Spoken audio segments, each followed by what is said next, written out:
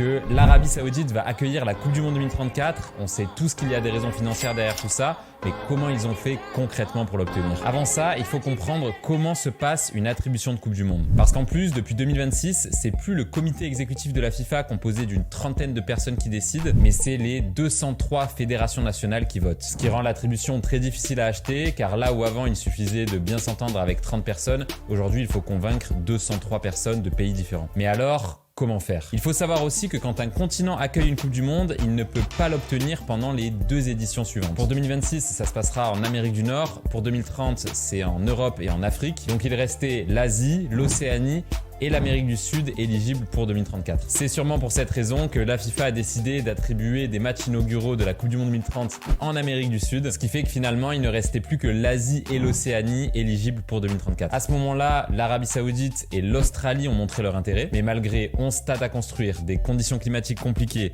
des droits de l'homme pas toujours respectés, l'Arabie Saoudite avait un énorme avantage. Ils ont envoyé leur société pétrolière Aramco sponsoriser la FIFA pour financer différents événements jusqu'en 2027. Donc le président de la FIFA a donné un délai de seulement 4 semaines pour recevoir les candidatures. Ce qui fait que l'Australie a vite compris que c'était un petit peu joué d'avance et a donc renoncé à envoyer sa candidature. L'Arabie Saoudite est donc restée le seul pays candidat. C'est pour ça